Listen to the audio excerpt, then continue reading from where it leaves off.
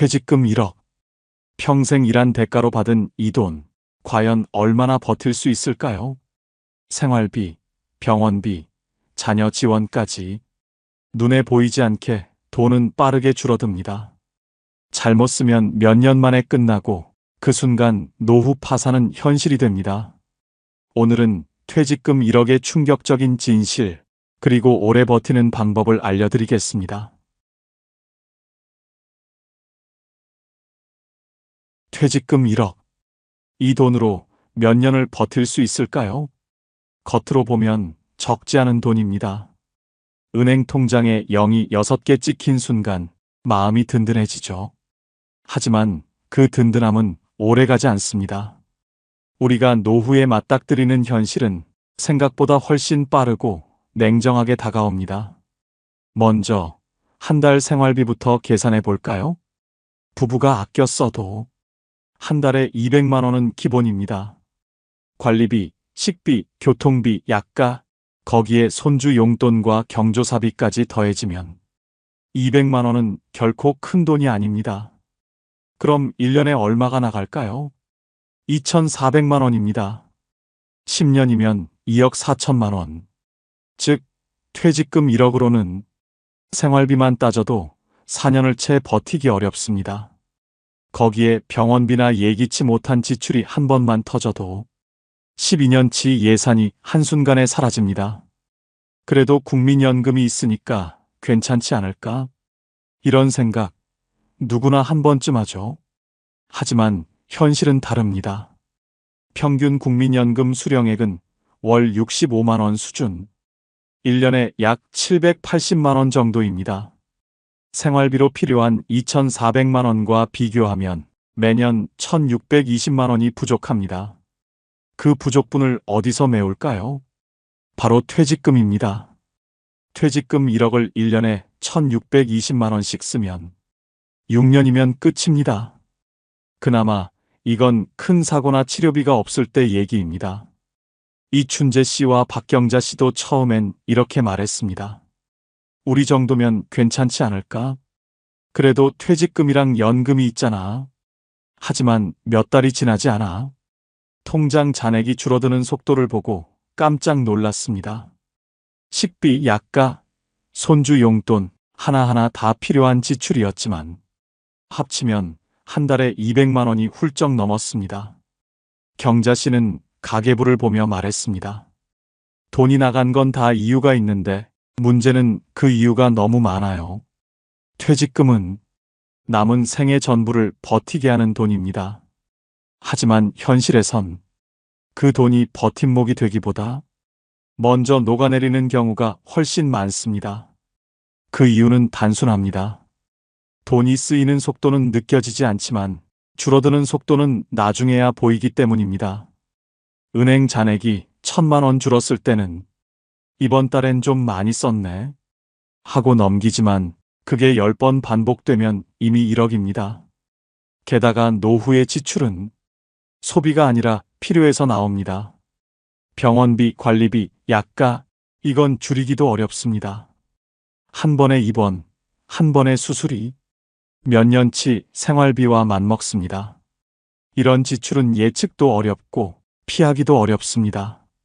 그래서 퇴직금은 생각보다 훨씬 빠르게 녹아내립니다. 결국 문제는 돈이 적어서가 아니라 돈의 흐름을 관리하지 못해서입니다. 퇴직금 1억은 결코 큰 돈이 아닙니다. 하지만 계획이 있다면 그 돈은 10년 이상 우리의 삶을 지켜주는 버팀목이 될 수 있습니다. 퇴직금은 단순히 한 덩어리의 돈이 아닙니다. 그 안엔 우리가 보낸 세월과 노동, 그리고 남은 인생이 담겨 있습니다. 그 돈을 어떻게 쓰느냐에 따라 앞으로의 10년, 아니 어쩌면 남은 생의 행복이 달라집니다.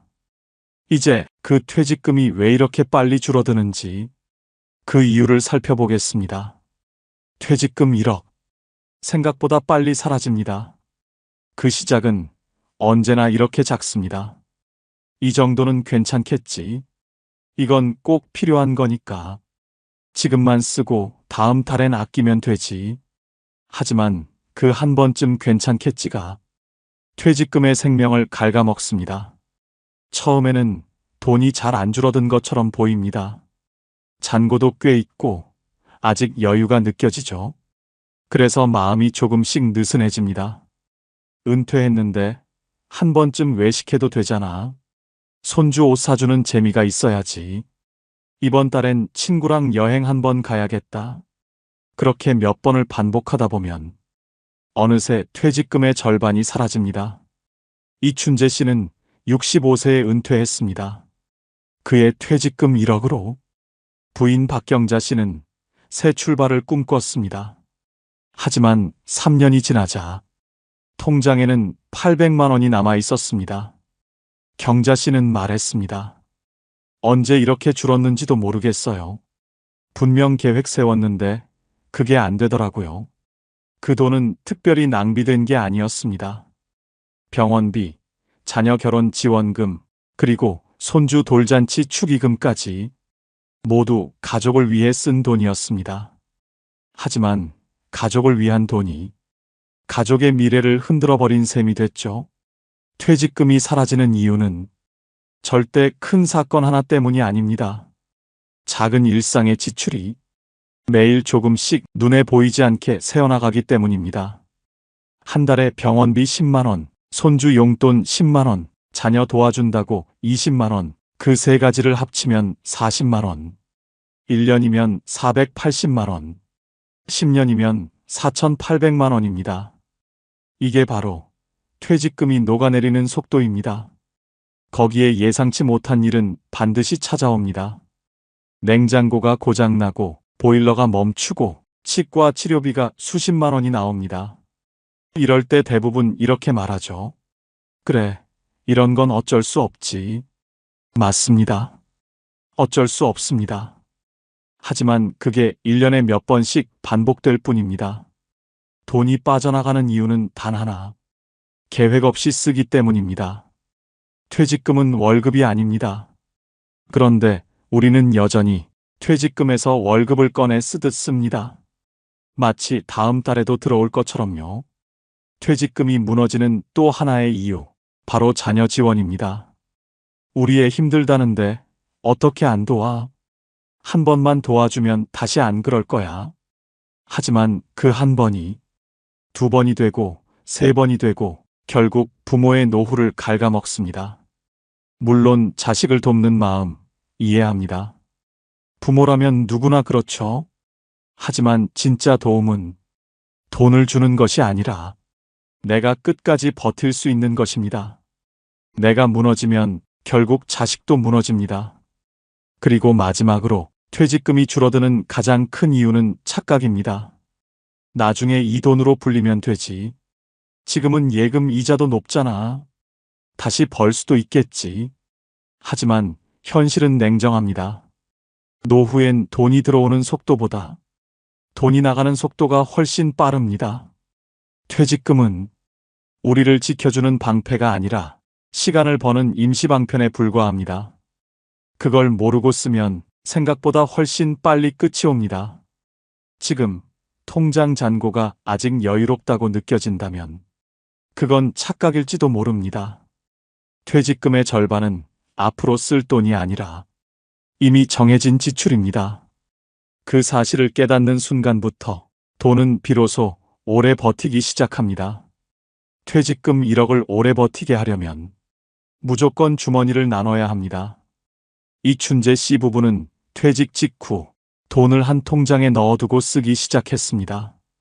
하지만 얼마 지나지 않아 통장 잔액이 빠르게 줄어드는 걸 보고 깜짝 놀랐습니다.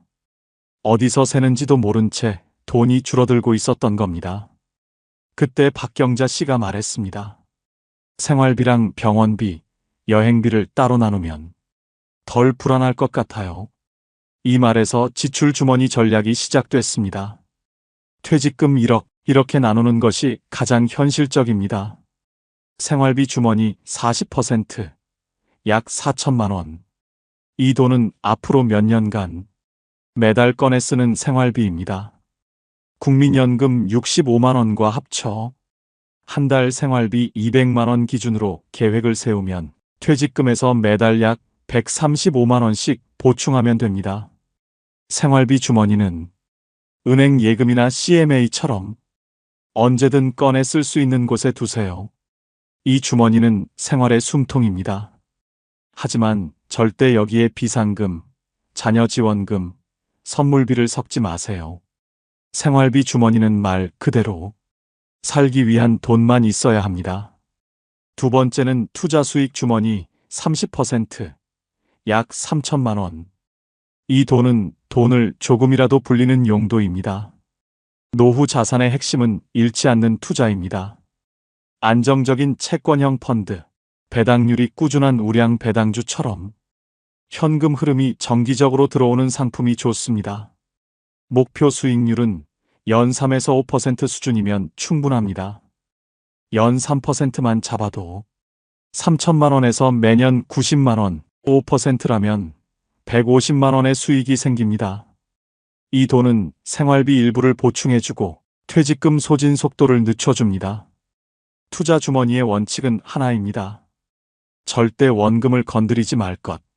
생활비가 부족하다고 이 주머니를 뺐으면 다음 해엔 수익이 사라집니다. 춘재 씨는 말했습니다. 이건 돈을 불리기보다 시간을 사는 투자네요. 세 번째는 비상금 의료 주머니 20%, 약 2천만 원. 이건 절대 손대면 안 되는 돈입니다. 병원비, 응급 상황, 집수리, 사고 등 예상치 못한 일이 생겼을 때만 써야 합니다. 특히 나이가 들수록 의료비 지출은 생각보다 큽니다. 실손 보험이 있더라도 비급여 항목은 여전히 본인 부담이 큽니다.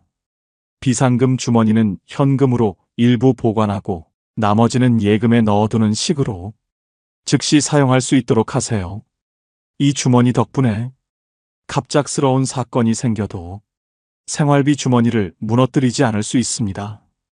마지막은 여가 행복 주머니 10%, 약 1천만 원. 이 돈은 마음의 여유를 위한 주머니입니다. 여행, 취미, 손주 선물, 외식 등 즐거움을 위해 써야 하는 돈입니다. 은퇴 후 모든 걸 아끼면 돈은 남아도 마음이 무너집니다. 박경자 씨는 말했습니다. 우리가 평생 일만 했잖아요. 이제는 조금은 써야죠. 이 주머니는 소비의 죄책감을 줄여줍니다. 계획된 행복은 낭비가 아닙니다. 퇴직금의 주머니를 이렇게 4개로 나누면 돈의 성격이 명확해지고 돈이 새는 길을 막을 수 있습니다. 하나의 통장은 위험합니다. 하지만 4개의 주머니는 안전합니다. 이건 단순한 분배가 아니라 10년을 버티는 시스템입니다. 이춘재 씨 부부는 이제 각 주머니를 매달 점검하며 어디에 얼마가 남았는지를 함께 확인합니다. 돈을 나누는 일, 그것이 바로 노후를 지키는 첫 번째 전략입니다. 이제 그 주머니를 지키는 방법, 즉 원칙을 이야기하겠습니다. 퇴직금 1억, 이 돈을 받은 사람 대부분은 이렇게 말합니다. 이 돈으로 뭘 해야 할까? 하지만 그 다음 말이 더 중요합니다. 이 돈으로 뭘 하면 안 될까? 노후 자산에서 가장 위험한 건 무엇을 해야 할지 모르는 것보다 아는 척하며 움직이는 것입니다. 퇴직 직후 많은 사람들이 이런 전화를 받습니다. 요즘 이거 수익률 좋아요. 은행 이자보다 훨씬 높습니다. 안정적인 상품이에요. 걱정 마세요. 이 한마디에 마음이 흔들립니다. 평생 모은 돈을 놀릴 수는 없으니까요. 하지만 이때부터 위험이 시작됩니다. 이춘재 씨는 67세에 은퇴했습니다. 퇴직금 1억 2천만 원 중 일부를 지인의 추천으로 고수익 펀드에 넣었습니다. 월 1%만 나와도 은행보다 훨씬 낫죠. 그 말을 믿었습니다. 처음 몇 달은 괜찮았습니다. 이자도 꾸준히 들어왔고 수익률도 나쁘지 않았습니다. 하지만 1년 뒤 그 펀드는 흔적도 없이 사라졌습니다. 지인은 연락이 끊겼고 춘재 씨의 퇴직금도 함께 사라졌습니다. 이건 특별한 사례가 아닙니다. 지금 이 순간에도 누군가는 확실한 수익이라는 말에 속고 있습니다. 노후 자산의 가장 큰 적은 욕심이 아니라 안심입니다. 괜찮을 거야. 이건 안전하대. 그 말이 들리는 순간 이미 위험은 시작된 겁니다. 은퇴 이후의 돈은 잃지 않는 것이 곧 버는 것입니다. 연 3%라도 꾸준히 버는 게 한순간에 30%를 잃는 것보다 훨씬 낫습니다. 노후 자산의 3가지 원칙. 첫째, 모르는 상품에는 절대 투자하지 말 것. 이해가 안 되면 하지 않는 게 답입니다. 둘째, 고수익에는 반드시 고위험이 따른다. 이건 세상의 법칙입니다. 셋째, 남의 조언은 참고만 할 것. 친구가 했다는 이유로, 지인이 벌었다는 이유로 따라하면 결국 잃는 건 나 자신입니다. 코인, 비트코인, 급등주, 테마주 모두에게 기회 같지만 노후엔 리스크일 뿐입니다. 젊을 땐 다시 벌 수 있지만 노년의 돈은 한 번 잃으면 끝입니다. 그건 다시 일할 힘보다 다시 일어설 마음이 먼저 꺾이기 때문입니다. 퇴직금은 모험 자본이 아닙니다. 노후의 생명줄입니다. 한 번 끊기면 그 다음은 연금만으로 버텨야 합니다. 그러면 삶의 질이 급격히 떨어집니다. 이건 단순히 돈의 문제가 아닙니다. 자존감의 문제입니다. 돈을 잃으면 사람은 두려워집니다. 불안이 커지고 자신감이 줄어듭니다. 그때부터 세상이 작아지고 소비가 줄고 삶이 움츠러듭니다. 그래서 노후 자산의 첫 번째 원칙은 벌려 하지 말고 지켜야 한다입니다. 지금 통장에 있는 돈이 당신의 마지막 퇴직금이라면 그 돈을 불릴 생각보다 지키는 방법을 먼저 고민해야 합니다. 지키는 것이 곧 당신의 내일을 지키는 일입니다. 이제 이 돈을 오래 쓰기 위한 구체적인 생활 습관을 이야기하겠습니다. 퇴직금 1억을 오래 버티게 하는 가장 확실한 방법, 바로 덜 쓰는 습관입니다. 사람들은 퇴직 후 이 돈으로 뭘 투자할까를 먼저 고민하지만 진짜 중요한 건 이 돈을 어떻게 아낄까입니다. 돈을 버는 건 어렵지만 줄이는 건 결심 하나로 시작할 수 있습니다. 그리고 그 결심이 퇴직금의 수명을 2배로 늘립니다. 이춘재 씨 부부의 한 달 생활비는 220만 원이었습니다. 퇴직 직후에는 이 정도면 괜찮지라고 생각했죠. 하지만 박경자 씨가 가계부를 꼼꼼히 써보니 줄일 수 있는 항목이 의외로 많았습니다. 보험료, 통신비, 구독 서비스, 외식비, 하나씩 손대자 한 달에 30만 원이 절약됐습니다. 먼저 보험입니다. 춘재 씨는 직장 다닐 때 들었던 보험을 그대로 유지하고 있었습니다. 보장은 겹치고 필요 없는 특약도 여러 개였죠. 부부는 함께 보험 증서를 꺼내놓고 정말 필요한 보장만 남겼습니다. 의료비, 실손, 상해 이 3가지를 제외하고는 모두 정리했습니다. 그렇게만 해도 한 달에 10만 원, 1년에 120만 원이 남았습니다. 다음은 통신비입니다. 두 사람 모두 10만 원 넘는 요금제를 쓰고 있었습니다. 하지만 데이터 사용량을 확인해 보니 매달 절반도 쓰지 않았습니다. 결국 두 사람 모두 알뜰 요금제로 변경했습니다. 매달 8만 원, 1년이면 96만 원이 아껴졌습니다.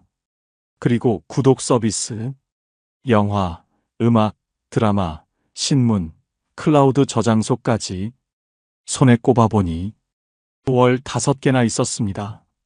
박경자 씨는 말했습니다. 안 쓰는데 그냥 내고 있었어요.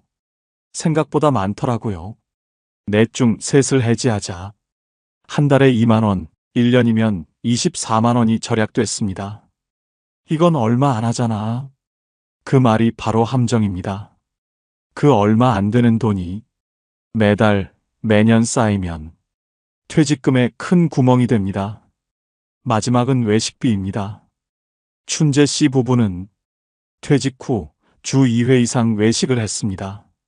하지만 어느 날, 한 달 외식비를 합쳐보니 30만 원이 넘었습니다. 그때부터 원칙을 세웠습니다. 외식은 주 1회, 특별한 날만. 그렇게 바꾸니 한 달에 10만 원 이상이 아껴졌고 그 돈으로 냉장고를 새로 샀습니다. 박경자 씨는 웃으며 말했습니다. 아끼니까 불편할 줄 알았는데 오히려 마음이 편해졌어요. 이렇게 4가지만 고쳐도 한 달 30만 원, 1년에 360만 원, 10년이면 3,600만 원이 남습니다. 퇴직금의 3분의 1이 습관 하나로 지켜지는 셈입니다. 절약은 기술이 아닙니다. 습관이고 선택입니다. 오늘 커피 한 잔을 덜 마시며 이건 내 내일을 위한 돈이다. 이렇게 생각해 보세요. 작은 돈이 쌓여 큰 시간을 버티게 해줍니다. 춘재 씨 부부는 이제 통장 잔액보다 지출표를 더 자주 봅니다. 그 표 안에 자신들의 노후가 걸려 있기 때문입니다. 노후의 여유는 돈이 많은 데서 오지 않습니다. 흐름을 아는 데서 옵니다. 퇴직금 1억을 지키는 첫걸음은 새는 돈을 막는 습관에서 시작됩니다. 이제 그렇게 절약해 남긴 돈을 연금과 함께 어떻게 운용할지 이야기하겠습니다. 퇴직금 1억, 그리고 국민연금 65만 원. 이 2가지를 어떻게 엮느냐에 따라 노후의 길이는 완전히 달라집니다. 많은 사람들은 퇴직금과 연금을 따로 생각합니다. 연금은 매달 들어오는 돈, 퇴직금은 한 번에 받은 돈. 하지만 이 둘은 함께 움직일 때 진짜 힘을 냅니다. 국민연금은 노후의 기본소득입니다. 현재 65세 이상 평균 수령액은 약 65만 원 정도. 부부가 둘 다 받는다면 한 달 130만 원 수준이죠. 하지만 대부분의 현실은 그렇지 않습니다. 부부 중 한 사람만 받는 경우가 많고 그마저도 생활비에는 턱없이 부족합니다. 식비, 공과금, 관리비, 병원비. 조용히 계산해 보면 연금만으로는 도저히 감당이 되지 않습니다. 이춘재 씨 부부도 처음엔 그렇게 생각했습니다. 우리도 연금 받으면 살만하지 않겠어? 하지만 막상 통장에 찍힌 금액을 보고 경자 씨는 한참 동안 말이 없었습니다. 퇴직금은 단순한 목돈이 아니라 연금을 보완하는 보조금으로 써야 합니다. 예를 들어 한 달 생활비를 200만 원으로 잡으면 국민연금 65만 원을 먼저 채우고 나머지 135만 원을 퇴직금에서 꺼내 쓰는 식입니다. 그렇게 하면 퇴직금 1억은 약 7년 8개월을 버틸 수 있습니다. 생활비를 조금만 줄여 180만 원으로 맞추면 그 기간은 9년 3개월 이상으로 늘어납니다. 경자 씨는 계산기를 두드리며 말했습니다. 이렇게만 해도 2년은 더 버티네. 그게 얼마나 큰 차이인지 몰랐어요. 퇴직금이 줄어드는 건 자연스러운 일입니다. 하지만 문제는 속도입니다. 생활비 주머니에서 돈이 빠져나가도 투자 수익 주머니에서 매달 이자가 들어오면 흐름이 안정됩니다. 연 3%만 나와도 3천만 원 투자금에서 매년 90만 원, 한 달 약 7만 5천 원이 보충됩니다. 이 작은 흐름이 퇴직금의 수명을 12년 더 늘려줍니다. 춘재 씨는 말했습니다. 처음엔 투자란 말만 들어도 겁났어요. 근데 지금은 수익보다 안정이 먼저라는 걸 알겠어요. 연금과 퇴직금의 조합은 고정 수입과 보완 자금의 균형입니다. 연금은 시간을 벌어주는 돈, 퇴직금은 부족한 시간을 채워주는 돈입니다. 하지만 순서를 잘못 잡으면 균형이 무너집니다. 첫째, 생활비는 연금으로 기본을 채우고 퇴직금은 월 단위 보조금으로만 사용합니다. 둘째, 비상 상황이 아니면 퇴직금 원금은 절대 건드리지 않습니다. 셋째, 투자 수익 주머니는 생활비 보충용으로만 쓰고 새로운 투자를 위한 모험 자금으로 쓰지 않습니다. 박경자 씨는 이렇게 말했습니다. 이제 연금 들어오는 날이 기다려져요. 예전엔 돈이 빠져나가는 게 무서웠는데 지금은 흐름이 보이니까 마음이 편해졌어요. 그 말은 단순한 감정이 아닙니다. 노후의 핵심은 예측 가능성입니다. 언제, 얼마나 들어오고, 얼마나 나가는지를 알면 불안이 줄고 계획이 생깁니다. 돈의 흐름이 보이면 미래가 덜 두렵습니다. 퇴직금은 버티는 힘, 연금은 숨 쉬는 힘입니다. 둘 중 하나라도 없으면 균형이 무너집니다. 퇴직금은 시간을 나누어 쓰는 돈, 연금은 삶을 지탱하는 돈으로 역할을 구분해야 합니다. 그때 비로소 1억은 단순한 돈이 아니라 당신의 10년을 지켜주는 든든한 버팀목이 됩니다. 이제 다음으로 그 돈을 오래 버티게 하는 마음의 힘, 노후의 태도에 대해 이야기하겠습니다. 퇴직금 1억을 어떻게 쓰느냐보다 어떤 마음으로 쓰느냐가 더 중요합니다. 돈은 숫자이지만 그 숫자를 움직이는 건 결국 사람의 마음이기 때문입니다. 은퇴 초기에 이춘재 씨는 통장을 하루에도 몇 번씩 확인했습니다. 잔고가 줄어드는 게 불안했습니다. 이러다 정말 70대 중반에는 아무것도 안 남는 건 아닐까. 그럴 때마다 박경자 씨는 조용히 말했습니다. 당신, 통장 잔고만 보지 말고 우리 오늘 밥상이나 봐요. 아직 먹을 수 있고 살고 있잖아요. 그 말에 춘재 씨는 한참을 말이 없었습니다. 노후를 지켜주는 건 돈이 아니라 마음의 질서입니다. 돈이 줄어드는 게 무서워지면 사람은 점점 움츠러듭니다. 외출을 줄이고 지인을 피하고 사소한 지출에도 죄책감을 느낍니다. 하지만 그렇게 아끼다 보면 삶이 아니라 생존만 남습니다. 퇴직금은 살기 위해 버티는 돈이 아니라 살아있음을 느끼게 해주는 돈이 되어야 합니다. 박경자 씨는 어느 날 가계부 마지막 장에 이렇게 적었습니다. 오늘도 남편과 함께 밥을 먹었고 웃을 수 있었으니 이 돈은 잘 쓰인 거다. 그 문장을 본 춘재 씨는 말했습니다. 이게 결국 돈을 오래 쓰는 방법이구나. 덜 쓰는 게 아니라 의미 있게 쓰는 거. 노후에 돈이 오래 가는 사람과 빨리 사라지는 사람의 차이는 수입이 아니라 태도입니다. 욕심 대신 균형, 비교 대신 감사, 불안 대신 흐름을 보는 태도. 돈은 결국 자신의 마음을 닮아 흘러갑니다. 불안한 사람의 돈은 도망가고 평온한 사람의 돈은 자리를 잡습니다. 퇴직금 1억을 오래 버티게 하려면 3가지 마음이 필요합니다. 첫째, 비교하지 말 것. 다른 사람의 노후와 비교하면 당신의 통장은 늘 작게 보입니다. 하지만 노후의 기준은 남이 아니라 나의 속도입니다. 둘째, 지출을 죄로 여기지 말 것. 돈은 써야 의미가 있습니다. 다만 목적이 분명해야 합니다. 필요 없는 소비는 낭비지만 의미 있는 소비는 삶을 지탱합니다. 셋째, 미래를 두려워하지 말 것. 아무리 계획해도 예상치 못한 일은 생깁니다.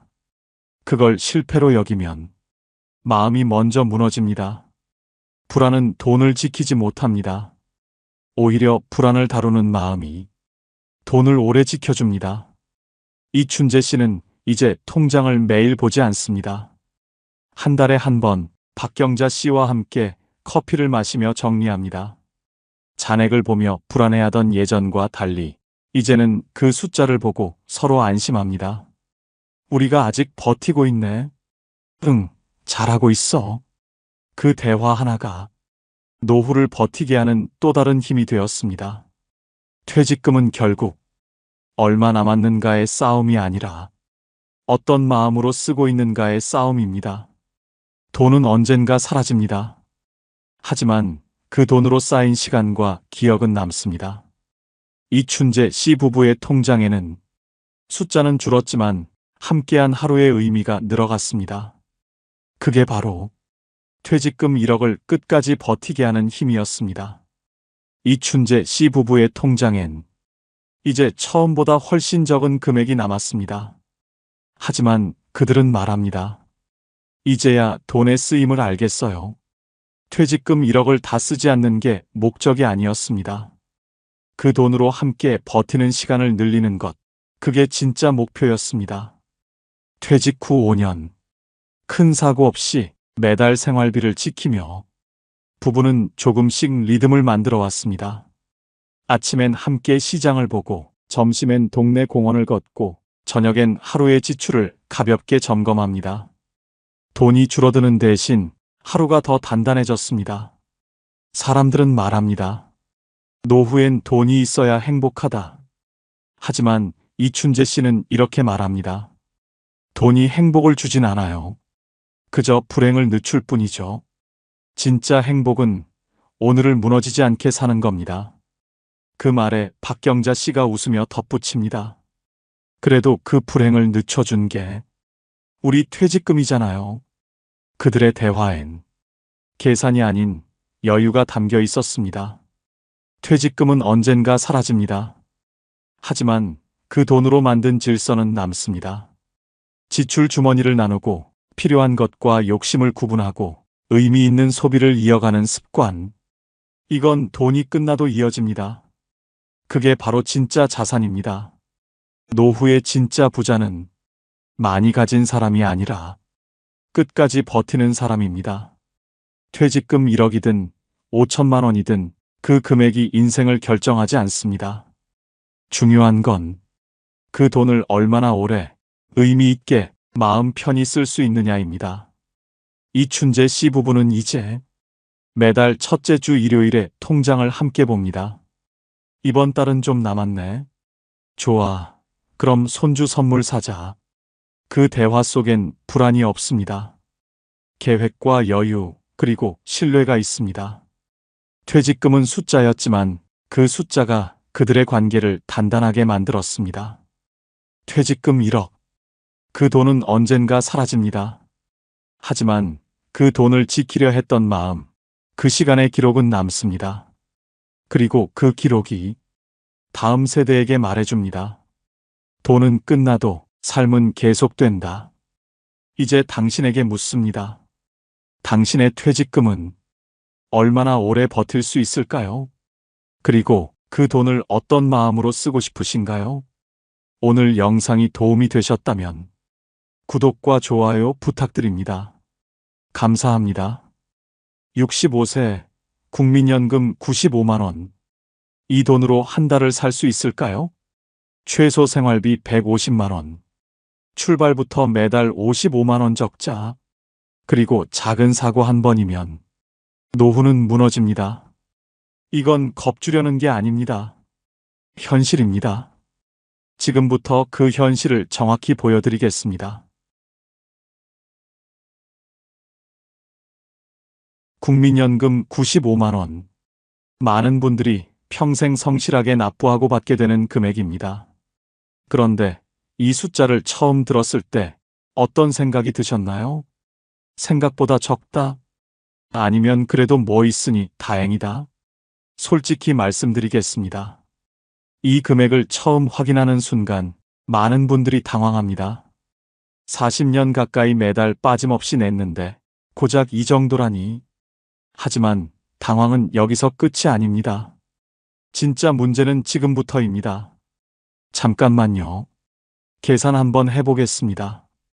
혼자 사는 노인 한 명이 한 달을 살기 위해 필요한 최소 생활비 150만 원입니다.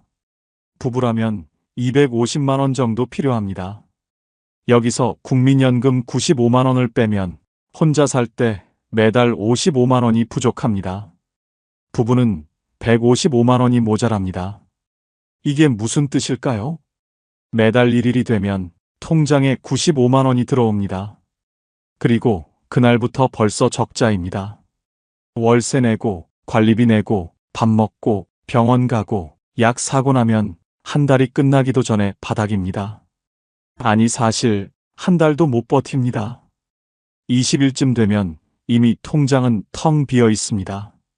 그럼 남은 10일은 어떻게 버틸까요?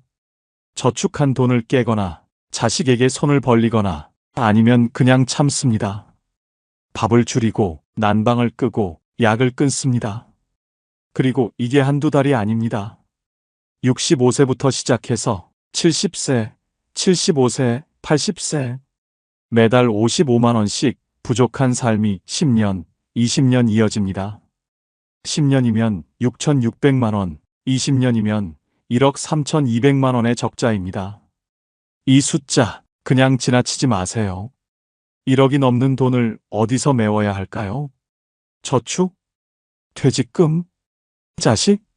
만약 그 어느 것도 없다면 그때부터는 버티는 게 아니라 무너지는 겁니다. 준비 없이 국민연금만으로 노후를 맞이한다는 건 결국 이런 뜻입니다. 아침에 눈을 뜨면 오늘은 뭘 포기할까 고민하는 삶. 병원에 가야 하는데 약값이 아까워 참는 삶. 자식 만나는 게 두려운 이유가 손 벌릴까봐 겁나는 삶. 그리고 그 두려움은 시간이 지날수록 몸이 약해질수록 더 깊어집니다. 여름엔 에어컨을 못 틀고 겨울엔 내복을 겹쳐 입습니다. 친구 만나자는 전화에도 커피 한 잔이 부담스러워 거절합니다. 손주 용돈 주고 싶어도 통장을 보면 한숨만 나옵니다. 생일날 외식 한번 하고 싶어도 계산기를 두드리다 포기합니다. 마트에서 장을 볼 때도 카트에 담았다가 가격표 보고 다시 빼놓습니다. 사고 싶은 게 아니라 필요한 것만 삽니다. 아니, 필요한 것도 반만 삽니다. 이게 단순히 돈이 부족한 문제일까요? 아닙니다. 존엄이 무너지는 겁니다. 선택권이 사라지는 겁니다. 삶이 쪼그라드는 겁니다. 한때는 누군가의 가장이었고, 직장에서 인정받던 사람이었고, 자식을 키우고 집을 마련했던 사람이 이제는 1,000원짜리 지폐 한 장에도 고민하게 됩니다. 그리고 이 모든 게 매달 1일 95만 원이 들어오는 순간부터 시작됩니다. 처음엔 괜찮다고 생각합니다. 그래도 연금이 있으니까, 조금만 아끼면 되니까, 자식들도 있으니까. 하지만 현실은 다릅니다. 2년 차쯤 되면 저축은 바닥나고 자식에게 손 벌리기도 미안하고 몸은 점점 아파옵니다.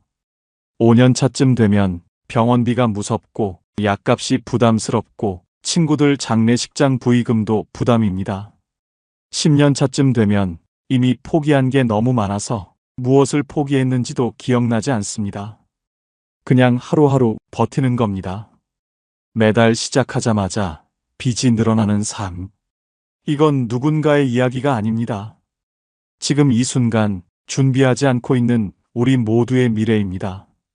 숫자는 거짓말을 하지 않습니다. 95만 원은 95만 원일 뿐 150만 원이 될 수 없습니다. 기적도 없고 운도 없습니다. 그냥 숫자입니다. 냉정한 현실입니다. 그리고 그 차이 매달 55만 원. 그게 바로 노후 파산의 시작입니다. 지금 당장은 먼 이야기 같지만 65세는 생각보다 빨리 찾아옵니다. 그리고 그때 가서 그때 준비할 걸 이라고 후회해봤자 이미 늦습니다. 숫자는 변하지 않습니다. 현실은 기다려주지 않습니다. 그러니 지금 이 순간부터 준비해야 합니다. 질병은 준비할 수 있습니다. 당뇨, 고혈압, 관절염.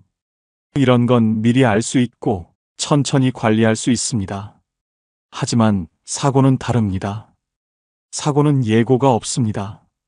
어제까지 멀쩡하던 사람이 오늘 아침 욕실에서 넘어집니다. 그냥 미끄러진 겁니다. 물기 때문에, 순간적인 어지러움 때문에. 그렇게 엉덩방아를 찢는 순간 고관절이 부러집니다. 70대 노인의 고관절 골절. 이건 단순한 골절이 아닙니다. 수술해야 하고, 입원해야 하고, 재활해야 합니다. 그리고 그동안 누군가 옆에서 돌봐줘야 합니다. 수술비만 500만 원, 입원비 200만 원, 재활치료 3개월에 300만 원, 간병비 한 달에 200만 원씩 3개월이면 600만 원. 합치면 1,600만 원입니다. 욕실에서 미끄러진 것 한 번에 1,600만 원이 사라집니다. 보험 있습니다. 하지만 보험금은 실제 들어간 돈의 절반도 안 됩니다.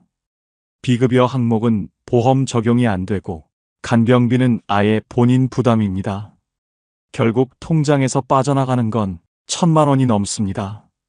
그리고 이건 욕실 낙상 이야기일 뿐입니다. 어느 날 갑자기 찾아오는 뇌졸중은 어떨까요? 아침에 일어났는데 한쪽 팔다리에 힘이 없습니다. 말이 어눌해지고 시야가 흐려집니다. 119를 부르고 응급실로 실려갑니다. CT 찍고 MRI 찍고 혈전 용해제 투여하고 중환자실에 입원합니다. 골든타임 안에 조치했다면 다행이지만 그래도 후유증은 남습니다. 한쪽 팔을 쓰기 힘들고 걷는 게 불편하고 말도 예전 같지 않습니다. 재활치료가 시작됩니다. 6개월, 1년, 길게는 2년. 물리치료, 작업치료, 언어치료. 하나에 몇만 원씩, 일주일에 3번씩 몇 개월을 다녀야 합니다. 그리고 집에서도 누군가 계속 돌봐줘야 합니다. 혼자 화장실도 못 가고, 밥도 혼자 못 먹고, 옷도 혼자 못 입습니다. 간병인을 쓰면 한 달에 200만 원, 가족이 돌보면 그 가족은 직장을 그만둬야 합니다. 뇌졸중 한 번에 2천만 원에서 3천만 원이 들어갑니다. 보험이 있어도 마찬가지입니다. 비급여는 본인 부담, 간병비도 본인 부담. 통장은 순식간에 바닥납니다. 그리고 이런 일은 예고 없이 찾아옵니다. 작은 교통사고도 마찬가지입니다. 횡단보도를 건너다가 방향을 틀던 차에 스쳐 넘어집니다. 그 자리에서는 괜찮다고 일어났지만 집에 오니 허리가 아픕니다. 다음 날 병원에 가니 압박골절이라고 합니다. 수술까지는 안 해도 되지만 보조기를 차고 몇 달을 안정해야 합니다. 일상생활이 불가능합니다. 누워만 있어야 하고 혼자서는 아무것도 못합니다. 병원비, 약가, 보조기가, 통원 치료비, 택시비, 간병비, 작은 사고 하나에 몇백만 원이 나갑니다. 그리고 이 모든 게 한순간입니다. 아침에 멀쩡하게 일어났는데 저녁에는 병원 침대에 누워 있습니다. 어제까지 혼자 다 하던 사람이 오늘부터는 누군가의 도움 없이는 아무것도 못합니다. 그리고 통장에서는 매일 돈이 빠져나갑니다. 질병은 천천히 옵니다. 조금씩 신호를 보냅니다. 그래서 준비할 시간이 있습니다.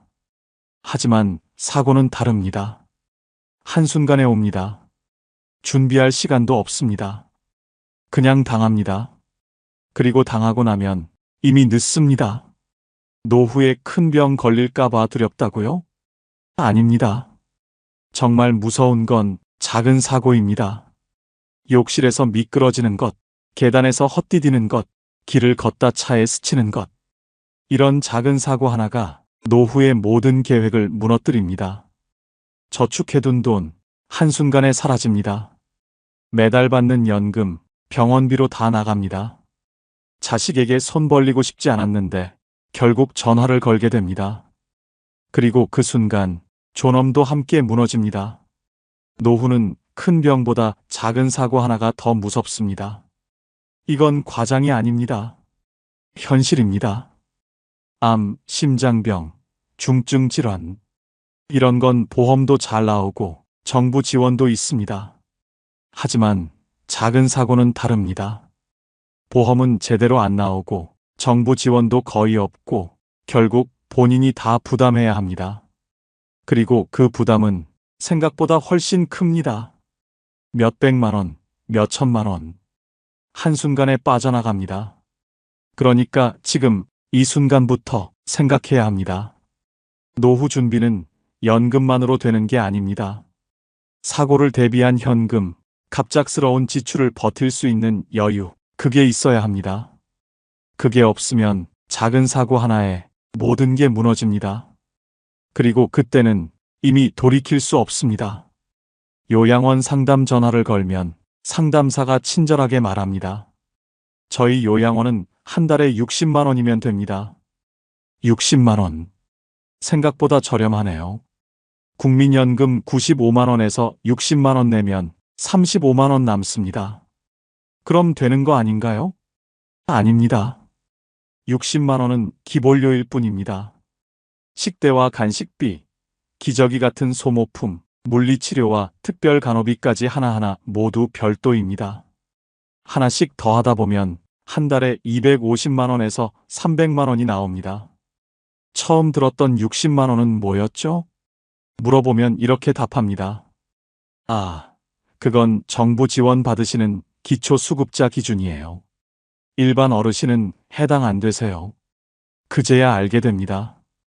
60만 원은 나와는 상관없는 숫자였다는 걸. 실제로 내야 하는 돈은 국민연금 95만 원의 3배가 넘는다는 걸. 그럼 어떻게 해야 할까요? 요양원은 포기하고 집에서 돌봅니다. 제가 요양 서비스를 신청하면 요양보호사가 하루 몇 시간 와줍니다. 하지만 그것도 충분하지 않습니다. 하루 4시간 돌봐주면 나머지 20시간은 누가 돌볼까요? 결국 가족입니다. 며느리가, 딸이, 아들이 직장을 그만두고 집으로 들어옵니다. 처음엔 괜찮다고 생각합니다. 우리 부모님인데 몇 달 정도야 내가 돌보지 뭐. 하지만 몇 달이 지나고 1년이 지나면 상황은 달라집니다. 매일 기저귀를 갈고 식사를 도와주고 화장실을 돕고 목욕을 시키고 약을 챙기고 밤에도 몇 번씩 깹니다. 하루 24시간이 온전히 돌봄에 쓰입니다. 그 사이 직장은 잃었고 경력은 끊겼고 소득은 사라졌습니다. 배우자와의 관계도 틀어지고 자녀들과도 시간을 보내지 못하고 친구들과도 연락이 끊깁니다. 세상과 단절됩니다. 그리고 통장 잔고도 줄어듭니다. 소득은 없는데 지출은 계속되니까요. 병원비, 약가, 기저귀가, 영양제, 의료용품, 각종 생활비. 한 달에 최소 100만 원은 나갑니다. 돌보는 사람의 생활비까지 합치면 200만 원도 모자랍니다. 그렇게 2년, 3년이 지나면 가족 전체가 무너집니다. 돌보던 사람은 지치고 그 배우자는 불만이 쌓이고 자녀들은 피해를 봅니다. 부모님 하나 돌보는 일이 가족 전체를 흔듭니다. 그리고 이 모든 게 준비되지 않은 노후 때문입니다. 만약 부모님이 미리 준비했다면, 요양비를 스스로 부담할 수 있었다면 가족이 이렇게까지 희생하지 않아도 됐을 겁니다. 하지만 준비가 없으면 결국 가족이 짊어집니다. 그리고 그 무게는 생각보다 훨씬 무겁습니다. 돌봄은 단순한 간병이 아닙니다. 하루 종일 옆에 붙어 있어야 하고 밤에도 제대로 잠을 못 자고 자신의 삶을 완전히 포기해야 합니다. 그리고 그게 몇 년씩 이어집니다. 치매라면 더 길어집니다. 5년, 10년. 그 긴 시간 동안 돌보는 사람은 서서히 무너집니다. 처음엔 효심으로 시작했지만 시간이 지나면 지칩니다. 분노도 생기고 죄책감도 생기고 우울증도 옵니다. 그리고 어느 순간 돌보는 사람도 환자가 됩니다. 이게 바로 현실입니다.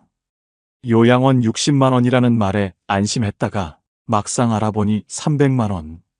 그럼 집에서 돌보자고 했다가 가족 전체가 무너집니다. 그리고 이 모든 게 한 사람의 노후 준비 부족에서 시작됩니다. 한 사람의 아픔이 결국은 가족의 생존을 흔듭니다. 이건 과장이 아닙니다. 실제로 많은 가정이 노인 한 명 돌보다가 경제적으로 무너지고 정서적으로 붕괴되고 관계가 파탄납니다. 이혼하는 부부도 있고 자녀가 학업을 중단하는 경우도 있고 돌보던 사람이 극단적 선택을 하는 경우도 있습니다. 돌봄은 사랑만으로 되지 않습니다. 돈이 필요하고 시간이 필요하고 시스템이 필요합니다. 하지만 준비 없는 노후에는 그 어느 것도 없습니다. 그냥 가족에게 떠넘겨질 뿐입니다. 그리고 가족은 그 무게를 견디지 못합니다. 요양비 300만 원 누가 낼까요? 국민연금 95만 원으로는 턱없이 모자랍니다. 자식이 내야 합니다. 하지만 자식도 자기 생활이 있습니다. 집 대출, 자녀 교육비, 생활비. 그런데 거기에 부모님 요양비까지 더해지면 버틸 수가 없습니다. 결국 요양원은 포기하고 집으로 모십니다. 그리고 그때부터 가족의 삶이 멈춥니다. 누군가는 직장을 그만두고 누군가는 꿈을 포기하고 누군가는 관계를 잃습니다. 이게 돌봄의 현실입니다. 그리고 이 현실은 준비되지 않은 노후가 만들어낸 결과입니다. 지금 당장은 괜찮을 것 같습니다. 나는 아직 건강하고 자식들도 잘 살고 있으니까. 하지만 언젠가는 옵니다. 돌봄이 필요한 순간이. 그때 가서 자식에게 미안해하고 가족에게 짐이 되고 스스로를 원망해봤자 이미 늦습니다. 준비는 지금 해야 합니다. 요양비를 스스로 부담할 수 있는 돈, 가족에게 짐이 되지 않을 수 있는 여유, 그게 있어야 합니다. 그게 없으면 결국 가족이 무너집니다.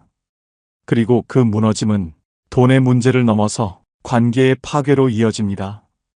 노후 준비할 때 우리는 주로 이런 것들을 계산합니다. 월세, 식비, 병원비, 공과금.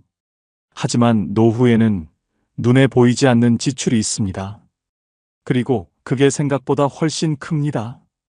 65세가 되면 갑자기 시간이 많아집니다. 직장도 없고 할 일도 없고 그냥 집에 있습니다. 처음 한두 달은 괜찮습니다. 하지만 석 달쯤 지나면 외로워집니다. 그렇게 1년, 2년 지나면 우울해집니다. 그리고 그 우울함을 견디기 위해 돈을 쓰기 시작합니다. 치매 예방센터 한 달에 15만 원, 복지관 프로그램 5만 원, 노인정 커피와 간식 10만 원, 문화센터 강좌 5만 원. 다 합치면 한 달에 35만 원입니다. 외로움을 견디기 위한 비용입니다. 나이가 들수록 마음도 약해집니다. 작은 일에도 불안하고 혼자 있으면 두렵고 밤이면 잠도 안 옵니다. 정신건강의학과 상담 한 달에 10만 원, 약 5만 원, 수면제 3만 원. 다 합치면 한 달에 18만 원입니다. 그리고 여기에 물리치료 12만 원, 안경 30만 원, 임플란트 100만 원, 보청기 200만 원. 다 건강보험 적용 안 되는 항목들입니다. 친구 만나려면 교통비, 경조사 있으면 부조금, 손주 있으면 용돈. 한 달에 20만 원은 기본입니다. 정부 지원은 기초생활수급자나 차상위계층에게만 갑니다. 국민연금 95만 원 받으면 그 어디에도 해당 안 됩니다. 지원은 못 받고 비용은 다 본인 부담입니다. 한 달에 최소 50만 원에서 100만 원입니다.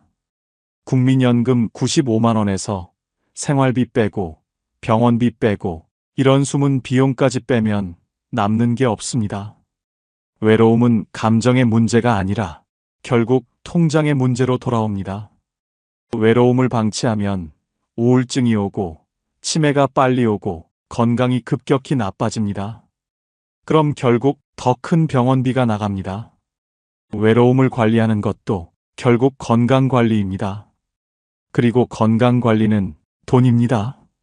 노후를 무너뜨리는 건 큰 비용이 아니라 한 달에 10만 원, 20만 원, 30만 원씩 조금씩 빠져나가는 작은 비용들입니다. 그게 쌓이면 1년에 수백만 원입니다. 그리고 그 돈은 미리 계획할 수도 없고 줄일 수도 없습니다. 왜냐하면 그건 살기 위해 필요한 돈이니까요. 그 돈이 없으면 집에만 있고 사람 만나지 못하고 치매는 빨리 오고 우울증에 시달립니다. 그건 삶을 포기하는 겁니다. 노후 준비는 단순히 생존 비용만 준비하는 게 아닙니다.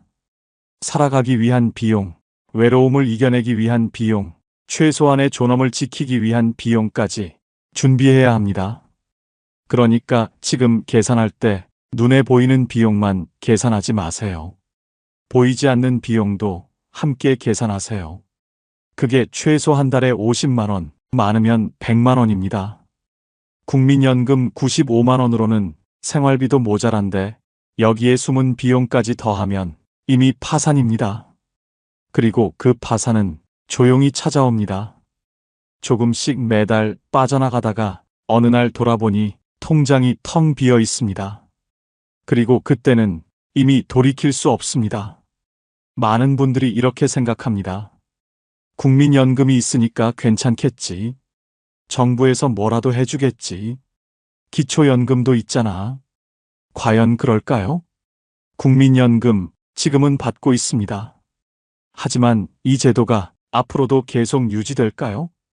전문가들은 말합니다. 국민연금 기금 2055년쯤 고갈된다고. 지금 40대, 50대 분들이 막 연금 받기 시작할 무렵입니다. 물론 정부는 말합니다. 개혁하겠습니다. 지속 가능하게 만들겠습니다. 하지만 개혁이 뭔가요?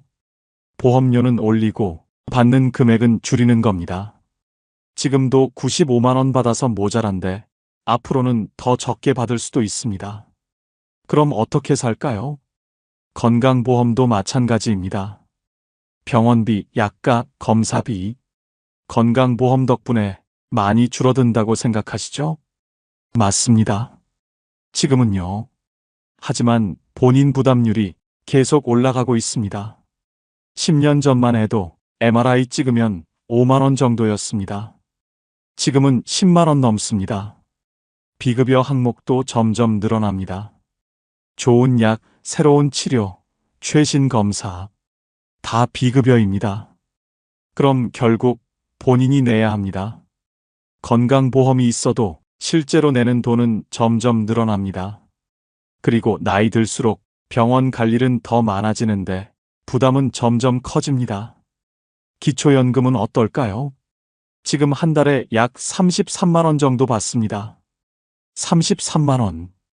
이 돈으로 뭘 할 수 있을까요? 쌀 한 포대 사고, 공과금 내고, 그러면 끝입니다. 월세? 못 냅니다. 병원비? 모자랍니다. 생활비? 턱없이 부족합니다. 그냥 보조금일 뿐입니다. 이걸로 살 수는 없습니다. 그리고 기초연금도 다 받는 게 아닙니다. 소득이 일정 수준 이상이면 못 받습니다. 국민연금 95만 원 받으면서 기초연금도 받을 수 있을까요? 경우에 따라 다릅니다. 받아도 깎여서 받습니다. 전액을 못 받습니다. 그럼 결국 국민연금 95만 원이 전부입니다. 그리고 그 95만 원으로 한 달을 살아야 합니다. 정부 제도를 믿을 수 있을까요? 솔직히 말하면 불확실합니다. 국민연금 고갈 전망, 건강보험 본인 부담 증가, 기초연금 지급 기준 변경. 언제든 바뀔 수 있습니다. 지금 받는 금액이 10년 후에도 똑같이 받을 수 있다는 보장이 없습니다. 오히려 줄어들 가능성이 더 큽니다. 그럼 우리는 어떻게 해야 할까요? 제도를 믿지 말라는 게 아닙니다. 제도는 분명히 도움이 됩니다. 하지만 제도만으로는 충분하지 않습니다. 국민연금 95만 원, 기초연금 33만 원, 다 합쳐도 128만 원입니다. 최소 생활비 150만 원에도 모자랍니다. 그리고 이건 지금 기준입니다. 10년 후, 20년 후에는 물가가 더 올라 있을 겁니다. 그때 가서 지금보다 더 적은 연금 받으면서 더 비싼 물가 감당하며 살아야 합니다. 가능할까요? 불가능합니다. 제도는 보조일 뿐입니다. 기본은 있어야 하지만 그것만으로는 안 됩니다. 결국 나를 지켜주는 건 준비된 현금입니다. 통장에 있는 돈, 매달 들어오는 돈, 급할 때 쓸 수 있는 돈. 그게 있어야 합니다. 연금 고갈되면 어떡하냐고 걱정만 하고 있을 게 아니라 지금부터 내 돈을 준비해야 합니다. 정부가 해주겠지, 제도가 지켜주겠지, 그런 기대는 위험합니다. 정부도 돈이 없습니다. 고령화 사회에서 노인 인구는 계속 늘어나는데 일하는 사람은 줄어듭니다. 연금 낼 사람은 줄고 연금 받을 사람은 늘어납니다. 그럼 어떻게 될까요? 결국 지급액을 줄이거나 보험료를 올리거나 지급 나이를 늦춰야 합니다. 이미 그런 논의가 진행 중입니다. 연금 받는 나이 65세에서 67세로 나중엔 70세로 늦춰질 수도 있습니다. 그럼 65세부터 70세까지 5년 동안은 연금 없이 살아야 합니다. 그 5년을 어떻게 버틸까요? 퇴직금? 저축? 자식? 준비 없으면 그 5년이 지옥입니다. 제도는 보조일 뿐, 결국 나를 지켜주는 건 준비된 현금입니다. 이 말을 기억하세요. 국민연금 있으니까 괜찮다. 기초연금 있으니까 괜찮다. 그렇게 안심하지 마세요. 제도는 최소한의 안전망일 뿐, 풍요로운 노후를 보장하지 않습니다. 아니, 최소한의 생활조차 보장하지 못합니다. 그러니까 지금 이 순간부터 내 돈을 준비하세요. 매달 들어오는 현금, 급할 때 쓸 수 있는 여유, 그게 있어야 합니다. 연금 고갈되든 제도가 바뀌든 내게 현금이 있으면 버틸 수 있습니다. 하지만 현금이 없으면 제도가 바뀌는 순간 무너집니다. 선택은 지금 해야 합니다. 제도를 믿고 기다릴 것인가, 아니면 스스로 준비할 것인가. 10년 후, 20년 후, 그때 가서 후회해봤자 이미 늦습니다. 준비는 지금입니다. 지금까지 우리는 노후의 현실을 봤습니다. 국민연금 95만 원으로는 부족하고, 작은 사고 하나에 무너지고, 요양비는 가족을 짓누르고, 외로움조차 돈이 들고, 제도는 불확실합니다. 그럼 대체 어떻게 해야 할까요? 답은 의외로 단순합니다. 매달 들어오는 돈, 현금 흐름입니다. 많은 분들이 노후 준비하면서 이렇게 생각합니다. 통장에 1억 있으면 되겠지. 퇴직금 5천만 원 있으니까 괜찮겠지. 과연 그럴까요? 통장에 1억이 있다고 칩시다. 한 달에 생활비로 150만 원 씁니다. 1년이면 1,800만 원입니다. 1억을 1,800만 원씩 쓰면 5년 반이면 바닥납니다. 70세가 안 돼서 이미 돈이 없어집니다. 그럼 70세 이후는 어떻게 살까요? 그래서 아껴 씁니다. 한 달에 100만 원만 쓰기로 합니다. 그럼 1억으로 8년 정도 버팁니다. 73세까지는 괜찮습니다. 하지만 그 사이에 작은 사고 한 번, 요양비 한 번 나가면 계획은 무너집니다. 통장의 돈은 언젠가 바닥납니다. 아무리 많아도 쓰기만 하면 결국 끝이 있습니다. 그래서 필요한 게 현금 흐름입니다. 매달 들어오는 돈, 쓰기만 하는 게 아니라 들어오는 돈이 있어야 합니다. 예를 들어 볼까요? 퇴직금 5천만 원을 그냥 통장에 넣고 쓰면 5년도 안 돼서 바닥납니다. 하지만 그 5천만 원을 현금 흐름으로 바꾸면 어떨까요? 3천만 원은 안정적인 채권에 연 4% 이자 나오면 1년에 120만 원, 한 달에 10만 원입니다. 1천만 원은 배당주에 연 5% 배당받으면 1년에 50만 원, 한 달에 약 4만 원입니다. 1천만 원은 부동산 리츠나 소형 상가 투자 같은 간접 부동산에 한 달에 5만 원에서 10만 원 정도 수익이 나옵니다. 다 합치면 한 달에 약 20만 원에서 25만 원입니다. 국민연금 95만 원에 이 수익 25만 원을 더하면 한 달에 120만 원입니다. 여기에 작은 일이라도 해서 한 달에 30만 원만 더 벌면 150만 원이 됩니다. 최소 생활비가 나옵니다. 이게 바로 현금 흐름입니다. 큰 수익이 아니어도 괜찮습니다. 한 달에 20만 원, 30만 원이라도 꾸준히 들어오면 그게 쌓입니다. 반대로 현금 흐름 없이 통장에 5천만 원만 있으면 3년도 안 돼서 바닥납니다.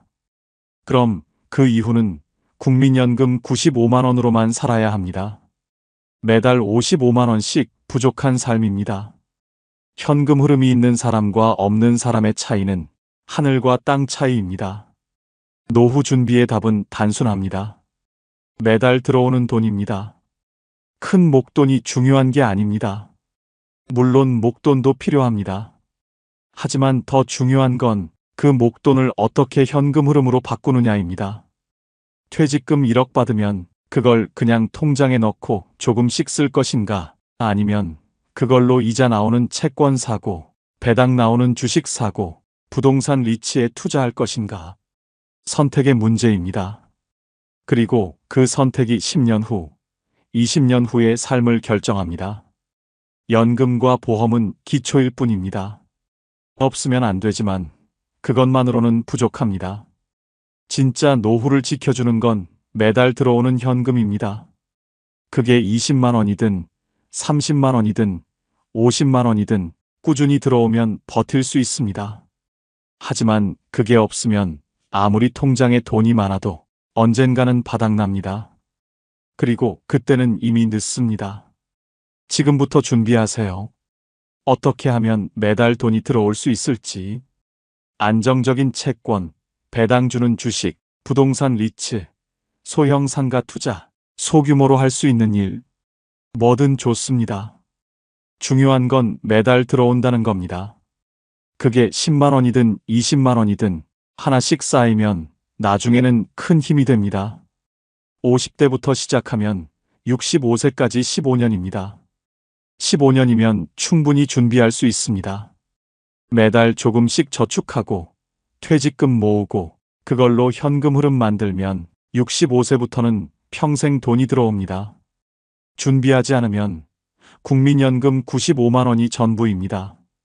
하지만 준비하면 거기에 이자도 더해지고 배당도 더해지고 리츠 수익도 더해집니다. 이게 준비의 차이입니다. 노후는 얼마를 모았느냐가 아니라 얼마가 들어오느냐로 결정됩니다. 통장에 1억 있어도 들어오는 돈 없으면 5년 만에 바닥납니다. 하지만 통장에 5천만 원밖에 없어도 그걸로 만든 현금 흐름이 매달 30만 원씩 들어오면 평생 버팁니다. 원금은 그대로 두고 수익만 쓰는 겁니다. 그러니까 지금 고민하세요. 어떻게 하면 매달 돈이 들어올 수 있을지. 그게 노후 준비의 핵심입니다. 그리고 그 준비는 지금 시작해야 합니다. 10년 후가 아니라 지금입니다. 지금 시작하는 사람과 나중에 시작하는 사람의 차이는 상상 이상으로 큽니다. 지금 시작하면 15년 동안 차곡차곡 쌓을 수 있습니다. 하지만 나중에 시작하면 시간이 부족합니다. 그리고 시간이 부족하면 결국 준비가 부족해집니다. 노후 파산은 피할 수 없는 운명이 아닙니다. 단, 지금부터 준비하는 사람에게만 예외가 주어집니다. 매달 들어오는 돈, 현금 흐름. 이게 답입니다.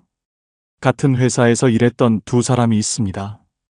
둘 다 퇴직금 5천만 원 받았습니다. 둘 다 국민연금 95만 원 받습니다. 10년 후 75세가 된 두 사람의 삶은 어떨까요? 씨는 지금 작은 원룸에 혼자 살고 있습니다. 아침에 일어나면 냉장고를 먼저 확인합니다. 뭘 먹을 수 있을까 계산하면서요. 친구들 전화가 와도 잘 안 받습니다. 밥 먹자는 말이 부담스럽습니다. 계산할 때 눈치 보는 게 싫어서요. 손주 생일이 다가오는데 용돈을 못 줍니다. 통장에 돈이 없습니다. 퇴직금 5천만 원, 5년 전에 다 썼습니다. B씨는 지금 손주들과 여행 중입니다. 제주도 3박 4일 다녀오는 길입니다.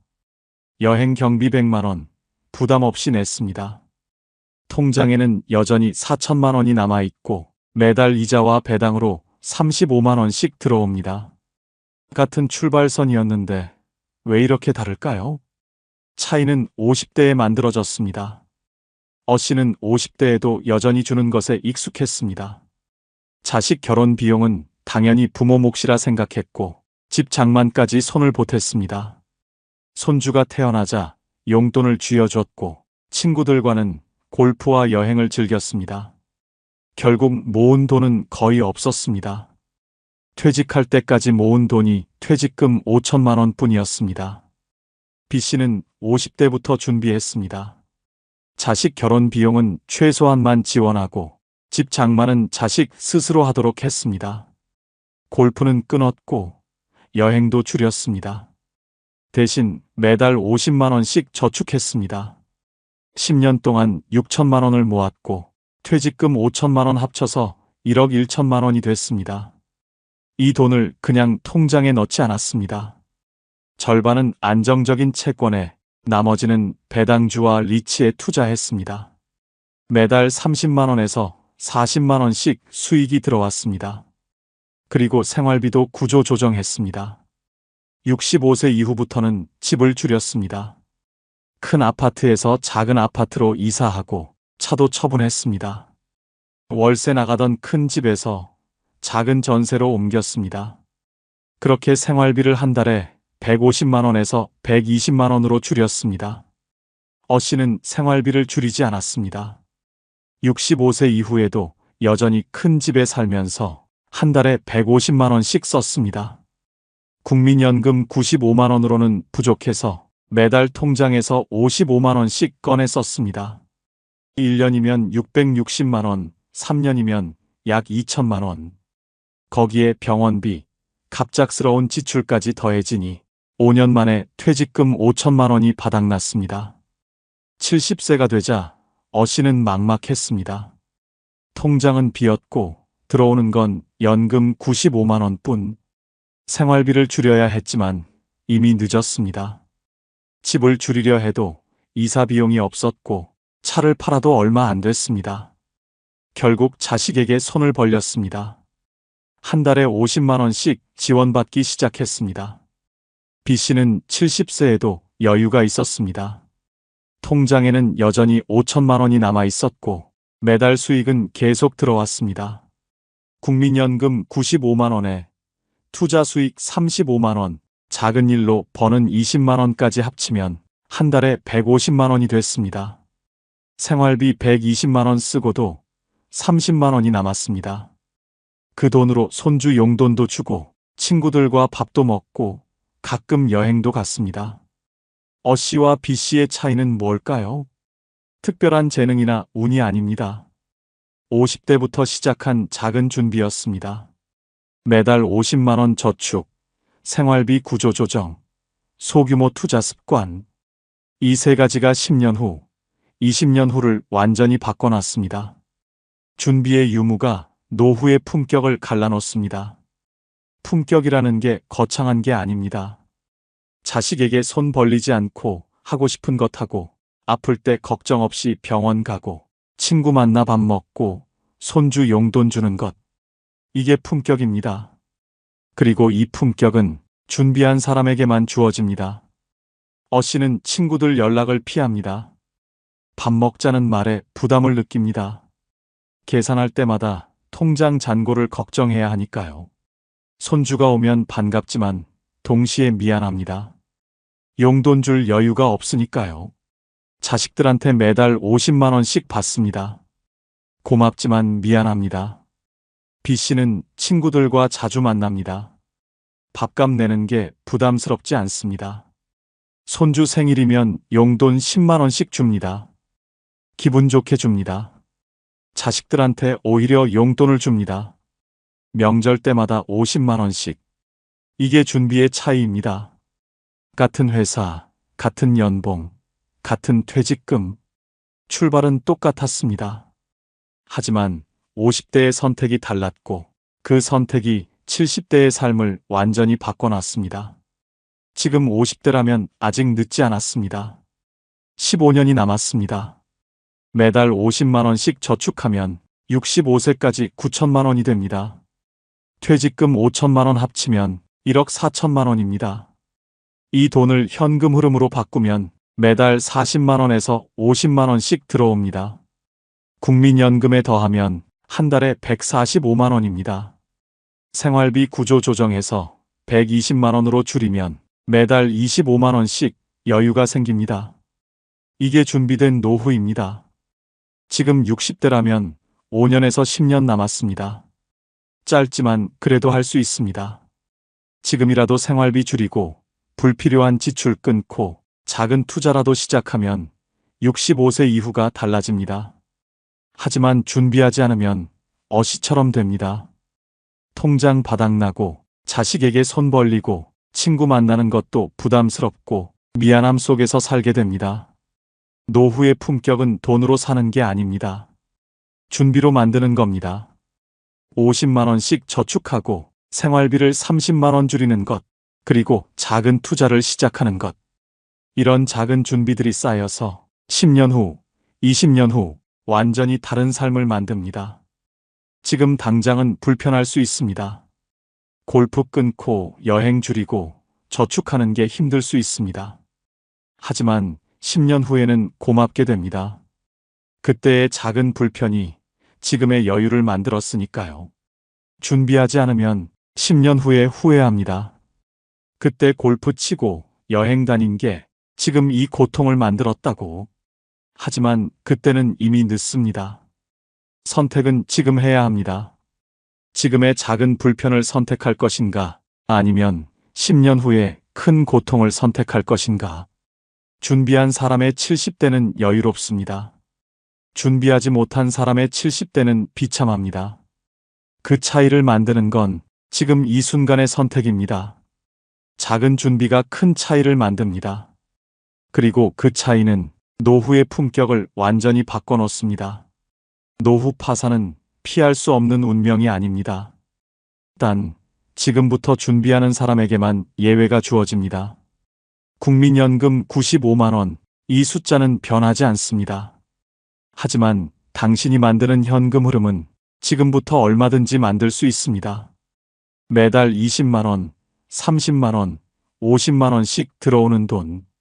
그게 10년 후, 20년 후 당신의 존엄을 지켜줍니다. 준비 없는 노후는 파국입니다. 하지만 준비된 노후는 새로운 시작이 될 수 있습니다. 선택은 지금입니다. 10년 후에 후회할 것인가, 아니면 지금 시작할 것인가. 당신의 노후는 지금 이 순간 당신이 결정합니다.